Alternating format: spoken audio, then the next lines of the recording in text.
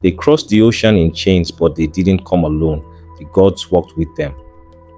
The first images breathed through shadow and fire, slave ships creaking over stormy waves, ritual drums pulsing before fading into silent church pews, candlelit altars trembling with unseen power, eyes rolling skyward as a woman surrenders to spirit possession.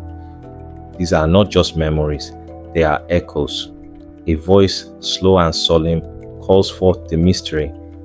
How did African gods survive the Middle Passage and take root in lands that sought to erase them?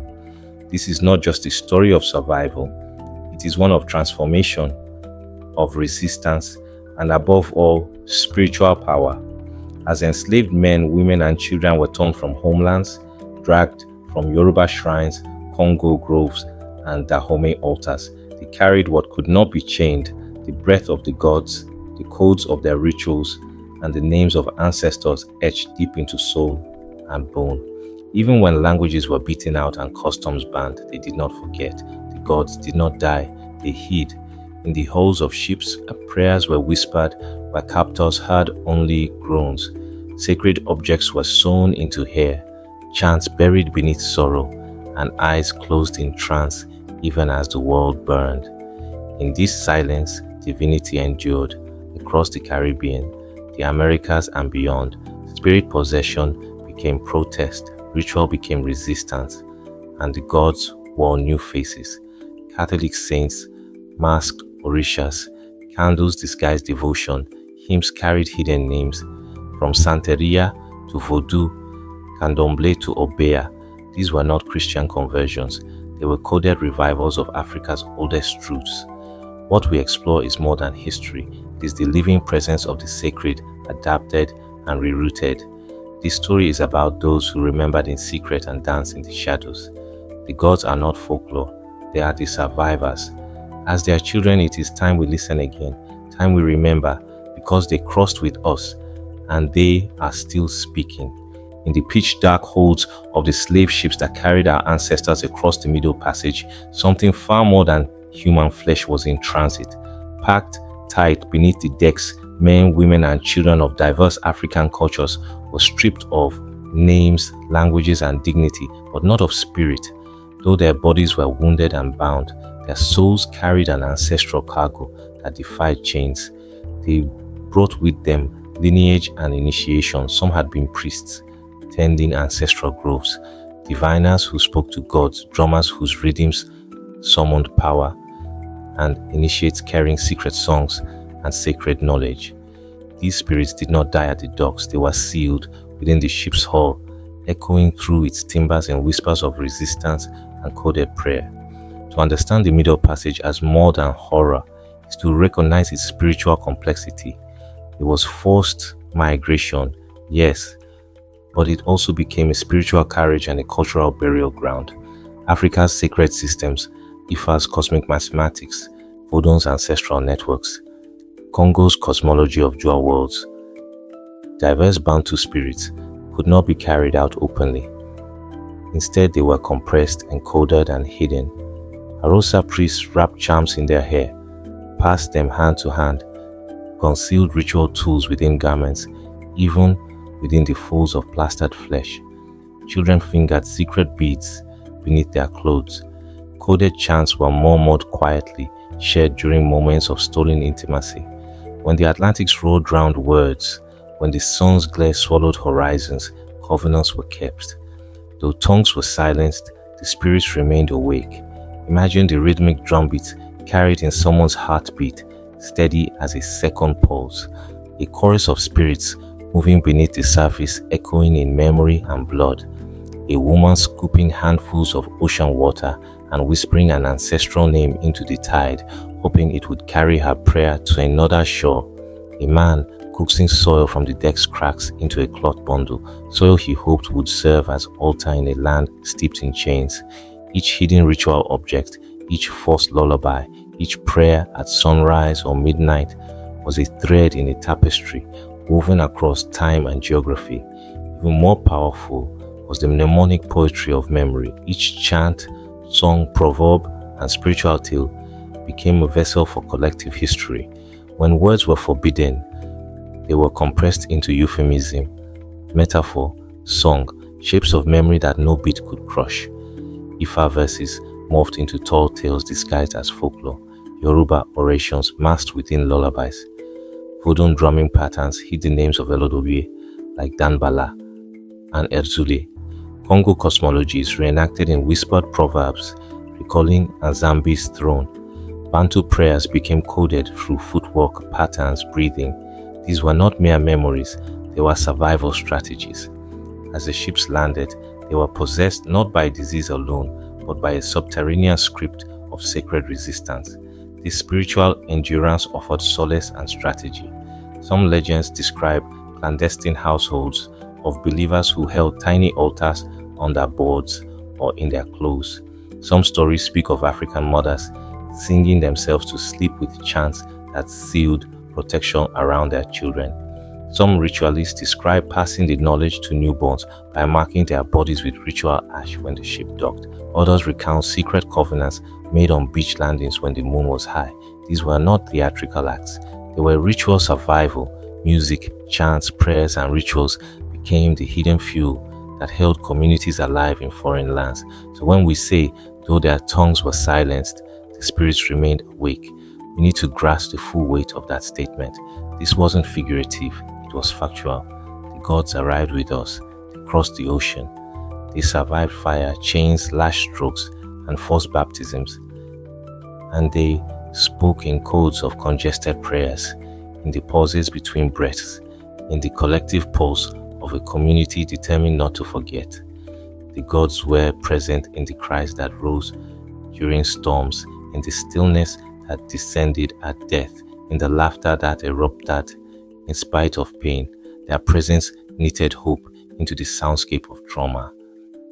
It was this spiritual inheritance that laid the foundation for all later syncretic religions in the Americas: Santeria, Vodou, Candomblé, Obea, Mayal. Those systems emerged not from breakage, but from continuation, reset on new soils, under new skies, carved into the rhythms of new generations. Their belief systems survived because of the middle passages hidden undercurrent. They lived within the heartbeats of survivors. Each generation inherited a whisper, a chant, a compulsion to remember. The vessels were new, but the power remained the same. When we recall the middle passage, we must remember what was taken and what was carried. Bones, yes, but also altars, murmurs, covenant. Far more than bodies were in bondage, destinies were at stake. Yet in that crucible, something else was forged, a spiritual resilience so deep that it could cross oceans and still breathe.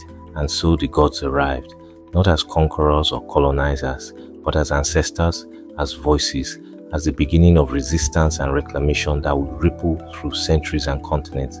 They crossed in chains, but they were never chained. Syncretism became the vessel through which African spirituality endured in the face of colonial Christian dominance.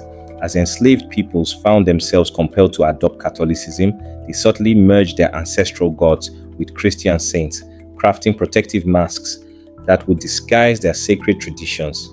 Across Cuba, Brazil, Haiti, and Jamaica, these blended faiths, Santeria, Candomblé, Vodou, Obea, preserved Africa's divine presence under the guise of new religious frameworks. At first glance, their similarities to Catholic ritual are striking. Ornate churches of candlelight and incense, feasts with processions, prayer beads, and psalms. But embedded within these are codes of ancestry, lineage, and power that point unmistakably to African origins. Consider Santeria in Cuba. Under colonial scrutiny, practitioners could not worship Shango, the thunder deity. Instead, they celebrated Saint Barbara, whose iconography mirrored Shango's lightning attributes. Thus, Saint Barbara's feast day doubled as Shango's ritual day. Drumming, dances, and red and white attire became concealed declarations of ancestral allegiance. Candles lit before the saint's image carried whispered invocations to Orishas. Each flicker a signal, each prayer a coded bridge between continents. Yellow and blue altar cloths were not arbitrary. They signified Yemaya, the mother of seas, hidden behind the Virgin Mary. This practice, syncretism, allowed Africans to retain spiritual autonomy within oppressive religious systems. Travel further south to Brazil and observe Candomblé, where practitioners invoke Legba through Saint Anthony, Omolu through Saint Lazarus, and Oxum through the Virgin of the Immaculate Conception. In Candomblé terreiros, devotees honor these powers through drumming, costume, and language, deeply grounded in Yoruba cosmology. Feast days merge Catholic and African calendars so that church festivals coincide with ancestral rites. Initiation rituals echo Yoruba practices, splashings of sacred water, offerings of food, ritual songs in Yoruba, and the bestowal of Orishas through divination. The result is a living faith tapestry stitched with invisible threads of African cosmology. In Haiti's Vodou, saints and Odwabwe cohabit the same spiritual plane. The statue of Saint Patrick is honored as Dambala, the serpent spirit. Madame Savan blends with Ezuli Freda. Weves, sacred symbols, are drawn with cornmeal before Catholic altars. Togba spirits move beneath Catholic imagery, their presence veiled in incense and song. Haiti's religious architecture merges Catholic church structures with Laku cult houses, where altars are shared, candlelight is communal, and the names of saints are spoken alongside the names of ancestors. Vodou rituals are marked by drumming rhythms that carry the ancestral beat of Ben Malanga or Congo cosmology, all moving within a structure framed by biblical language. The result is not conversion, but powerful concealment. God's war masks to survive. Jamaican Obia offers another form of spiritual survival, often outlawed and criminalized. Enslaved Africans, forbidden by law to worship, gathered secretly for rituals beneath palm groves, blending Catholic prayers with African spiritual protocols. Prayers to the Virgin were redirected to ancestral spirits. Cross necklaces acquired in mission churches became charms worn against malevolence. The burning of candles before a saint's image became a shield, protecting communities from illness and oppression, but also honoring spirits that predated colonial crosses. Secret initiations, often nocturnal, used sacred smoke, holy water, and ancestral chants in multiple tongues. These were not appropriations of Christian faith. They were reinventions under fire. What emerges is not a set of new religions, but hidden lineages. Santeria, Candomblé, Vodou, and Obeah did not rewrite African spiritual systems. They regained them, wrapped in Christian garb, but speaking in ancestral languages. The altars are layered, the candles are codified, the feast days double as declarations of resistance. Initiation rituals are continuity, not conversion. Drums speak when voices cannot. Priesthood is passed through African lineage, not Catholic ordination. Each practice reveals a spiritual code that whitewashed religions could never erase. The visual landscape of these traditions reflects their dual identity. A crucifix may hang above a carved wooden image of Chango. A plate of sacred water sits beside a chalice. Waves drawn in cornmeal at the base of statues, pulse with spiritual significance. Feathers, shells, beads, and Catholic relics coexist in holy harmony. In the flicker of a candle, a Yoruba phrase dissolves into a hymn. In the sway of dancers, ancestral trance emerges through hymnal chants. These are not faiths born of colonial imposition. They are ancestral continuations that adapted, survived, and reclaimed space. The deep, echoing pulse of the drum transcends the boundaries of time and land. In the New World, from Haitian courtyards to Brazilian terreiros, spirit possession becomes the epicenter of spiritual technologies, drumming, dance, sacrifice, and invocation, through which African deities continue to ride their children and reclaim ancestral ground. The drum's rhythm is more than music. It is a coded language of invocation, guiding the soul into spaces where the spiritual and physical worlds bleed into one another. As drums sound, dancers grasp the primordial pulse, inviting spirits to descend into flesh and reclaim sacred authority.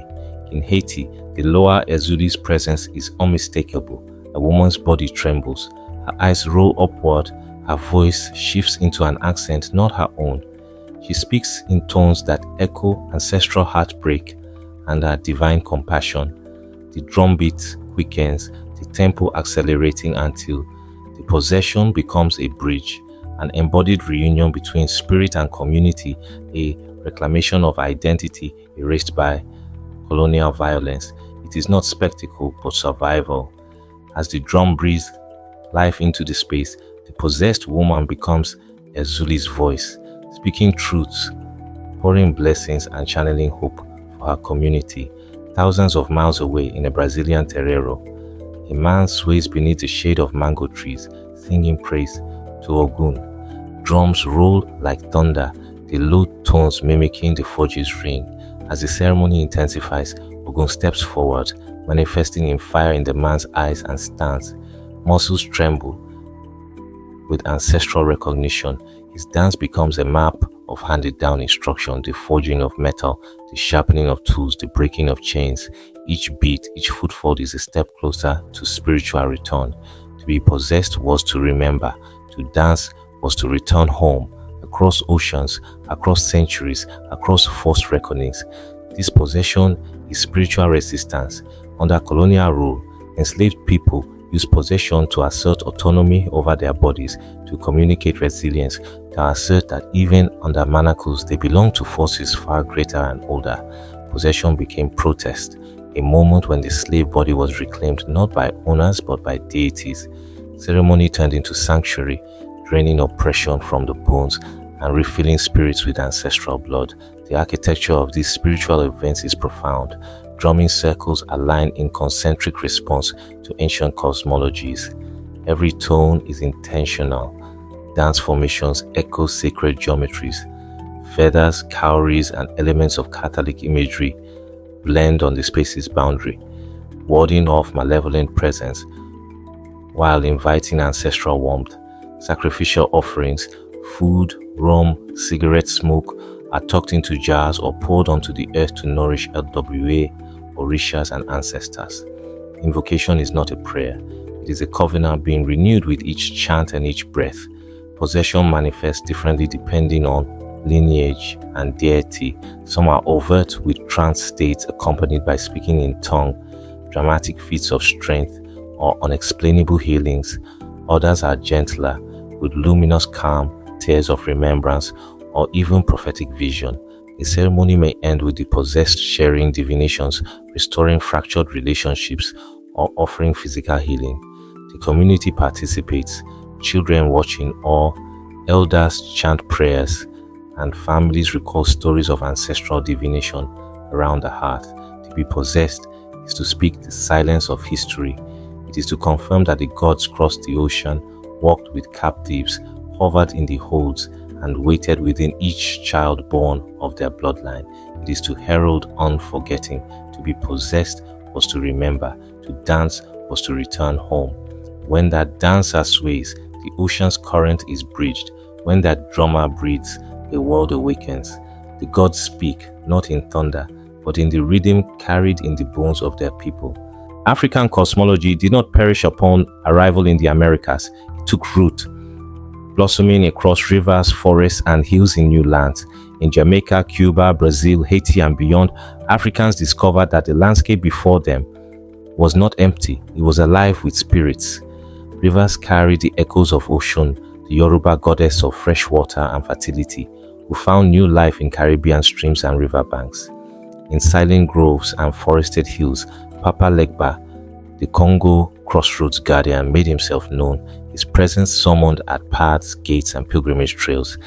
The land itself became sanctified, re-enchanted, reclaimed by people who recognized divine echoes in windswept leaves and murmuring waters. In Cuba, sacred rivers were redefined as portals to ocean, with golden-hued ribbons tied to trees near streams to honor her presence. Offerings of honey and flowers were submerged in water, whispered to carry prayers upstream to her watery domain. Brazilian forests, dense and humming with life, became altars for bringing Legba forward, his energy woven into roots and moss. The sacred was not rebuilt, it was remembered as people realized that forests and rivers sang the same songs as mother continents. Underground societies like Igungun, which honors, masqueraded, ancestral spirits in Yoruba land resurfaced in the diaspora.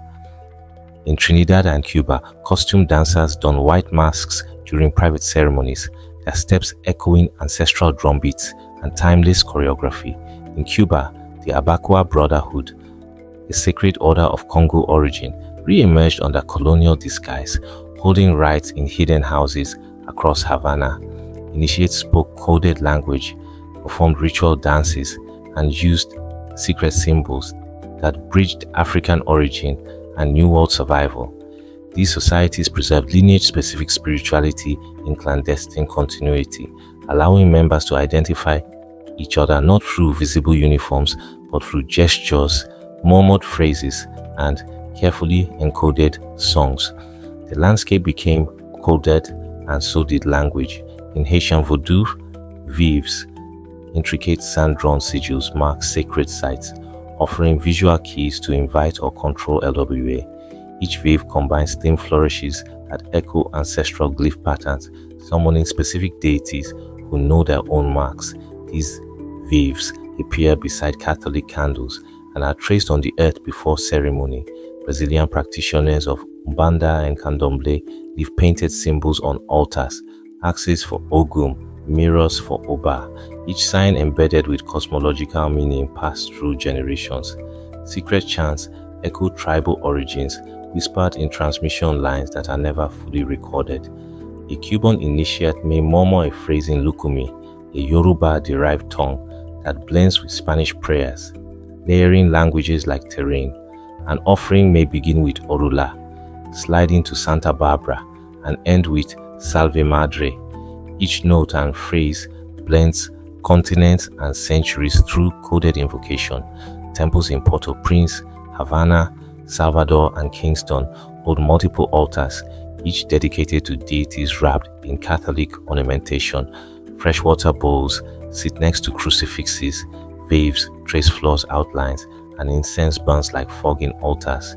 Throughout the Americas, sacred sites from stone shrines beside rivers to palm-shaded altars anchor African spirituality in geography. These places are holy because the energy was called and bound. They are nodes in a transatlantic sacred network. In rural Jamaica, a grove at the river's edge functions as an ocean shrine. A small shrine may consist of painted oyster shells, plastic bottles of honey, and floating flowers. A path through cane fields may carry a sign of Legba's presence, a cross of wood, blades of grass, or cowrie tied to a fence post. The land became coded from below. Through performance and ceremony, this hidden geography maps ancestral presence onto physical space. A tree becomes Osanye's domain, a hill hallowed by spirit offerings, a household shrine by the sync channel's assets healing energy. These sacred geographies require secrecy and resilience. They evade colonial detection by their quiet placement, shells behind hedges, vives dusted at dawn, names spoken only at midnight.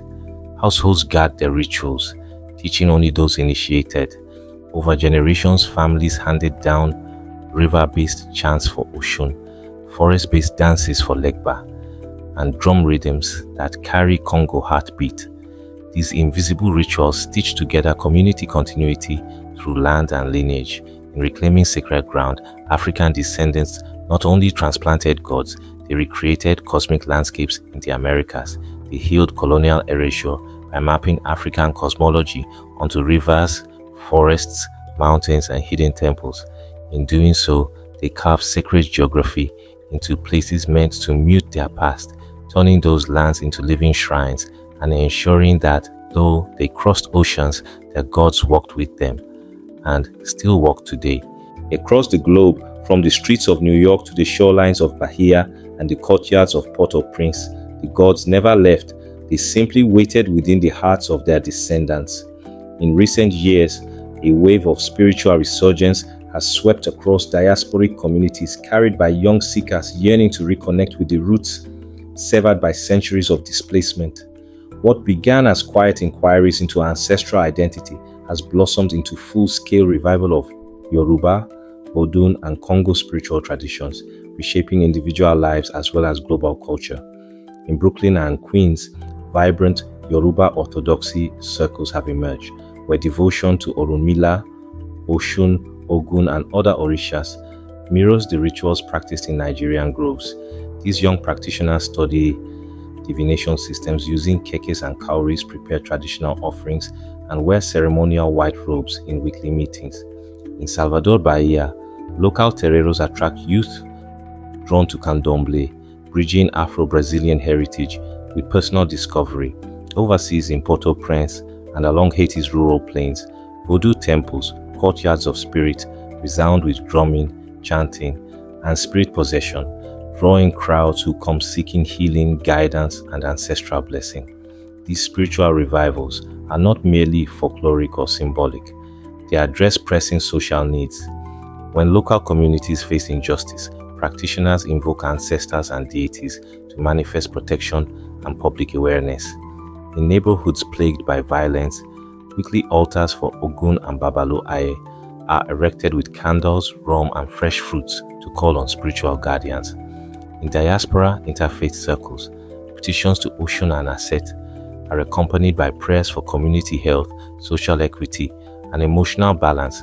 The gods are called upon not only for personal concerns, love, healing, purpose, but for collective liberation and resilience. Online spaces have also become new altars. Instagram feeds, YouTube channels, and Zoom ceremonies host rituals that span oceans.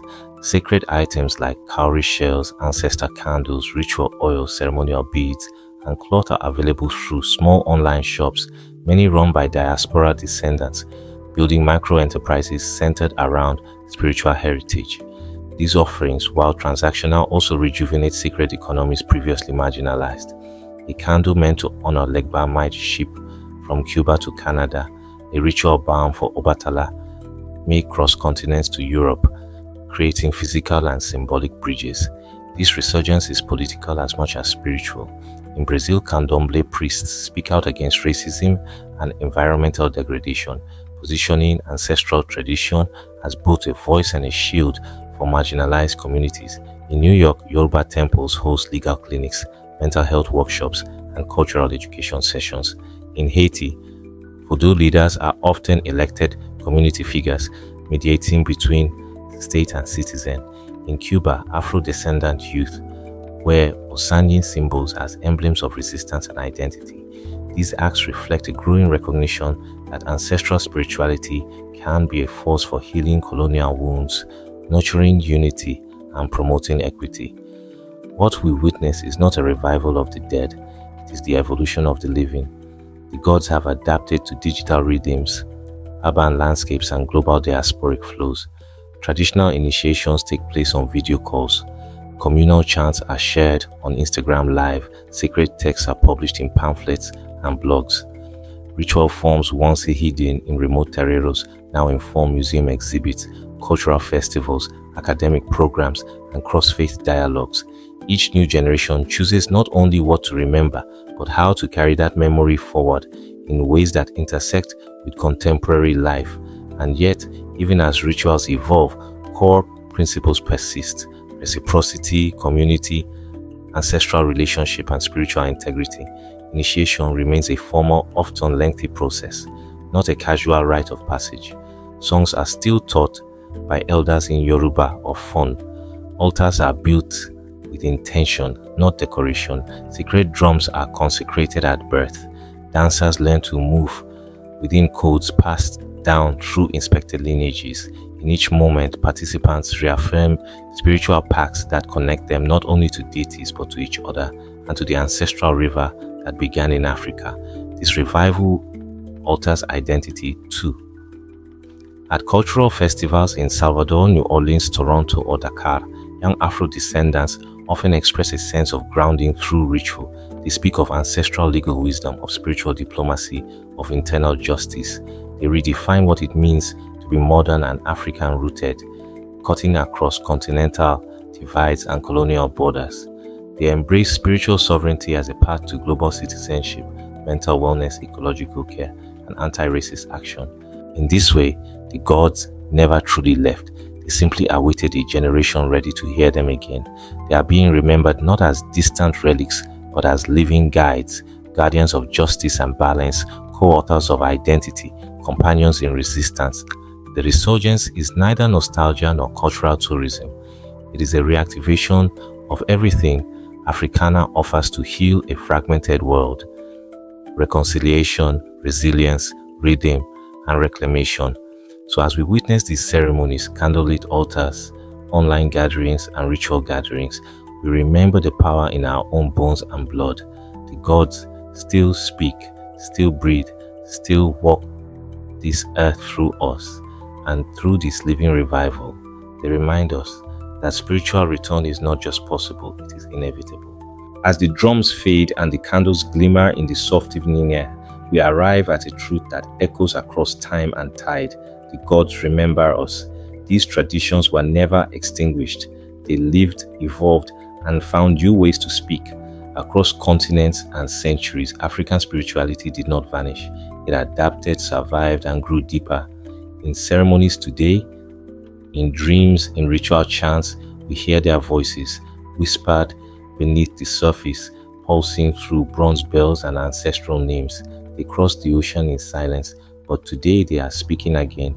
Imagine a panoramic view: the Haitian LWA altar shimmering with flowers and candles, the air heavy with incense. In Bahia, a young priestess dances barefoot under starlight, her arms raised in invocation, feet writing ancient maps of posture and purpose. In Kingston, elders pray softly beneath a banyan tree, offering rum and water to the spirits in honor of ancestors. These are not relics of a lost past, but living, breathing testaments to ancestral presence. They are reflections of resilience, coded in color, rhythm, and devotion. And in every heartbeat that echoes them forward.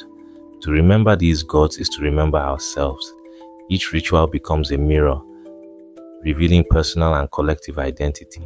Each invocation is an act of reclamation, drawing ancestral power into present struggles for justice, healing, and liberation. When a practitioner calls upon Oshun for protection, when a drummer triggers Ogun's strength, when a seer channels Dambala's wisdom in a dream, they restore a cosmic lineage that transcends borders. These are acts of spiritual and cultural revival, stitching together a tapestry of continuity that colonial violence once tried to unravel. In this remembrance lies power. The gods remind us that identity is not defined by geography or oppression, but by enduring spiritual ties. They show that the human soul can be both rooted and free, bound and liberated. They teach that the divine is not a relic, but a revolution, one of love, faith, and unbreakable memory. They insist that we are more than survivors. We are carriers of divine fire across oceans and generations. Now let us pray as our ancestors prayed and our gods expect. O Osa, resurrect the courage in our hearts. O Ma'at, bless our minds with balance. O Aset, guide our hands in healing. O Ogun, sharpen our wills for justice. O Ezule, pour your love into our communities. May ancestral breath rise from candles at dusk, from drums at dawn, from rivers, forests, and hidden altars. May these spirits walk again with every viewer now awakened to their presence. May the gods remember us anew, not as distant deities, but as woven into our very bones. If this message reached your spirit, speak it aloud. Comment, the spirits still live below. Your words affirm that this memory is not private. It is a rising chorus that deserves to be heard. Like this video and subscribe to our channel to help revive the memory of our gods and ancestors. Your support keeps the flame alive, spreading these truths into new hearts and corners of the world. Thank you, dear viewers, for honoring this journey. Your presence matters. Your remembrance matters. May ancestral light guide your path.